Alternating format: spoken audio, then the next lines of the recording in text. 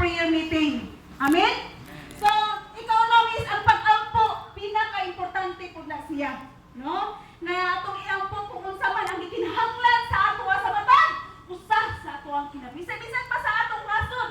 No? Tanan, gikinahanglan gyud nga adunay mga panag, hiusa nga mga pag-ampo. Kay ang pag-ampo mao na si adunay gahom, no?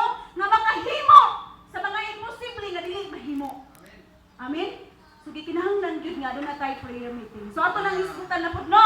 Okay. Diskutan na bala siya pero wala ba implement gyud ba? No? So wala gyud ingon nga na padayon or na kuan kasi pastor naman siya primi diri. Doon na pastor? Tinuod na?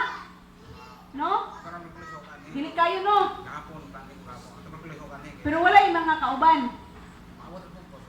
Oh, so gikinahanglan gyud na tay mga panag-ampo, no? So, mao na to mga kaisunan ng atong Sunday school karon, no? Nga topic or nga akong gika paabot sa inyo ha. So which is Sunday school kuan man pwede man mo makapangutana, pwede sad mo makahatag sa inyong opinion. So dili lang akong aba, no? Kung sa may inyong ikahatag sa atong ang title nga nagaluhan o padayon sa pag-uswan.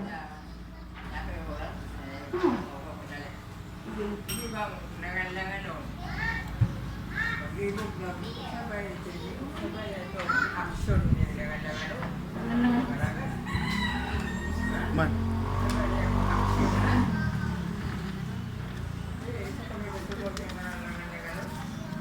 Kahit ka na bang pwede kayo ka mulaw tayo. Clapping.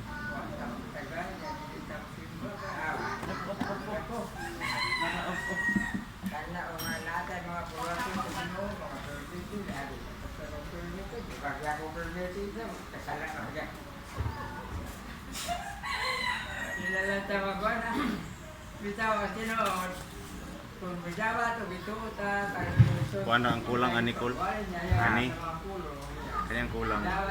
Dapat ingon ani ang palito na ako nga cable. Okay, kaman niya, mamaya mai. Mamre mic. Stereo mo niya.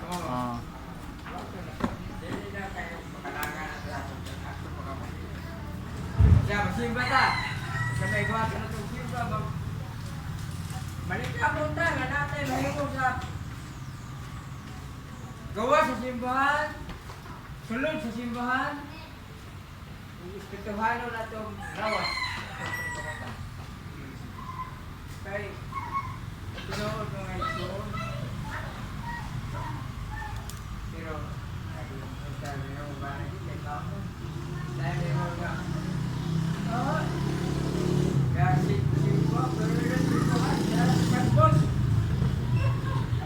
sakbot na simbahan, ang sakbot na simbahan, di ba kung na yung dalan ko langit, ang yung kinabuhi, yung pinaniway, sakbot ko nga, matapot sa atong lawan ba, wala sakbot na sakbot ka ng mga bisyo-bisyo sa diya, wala ilangan-langan. Pero rin doon kung na makita sa gawad, layo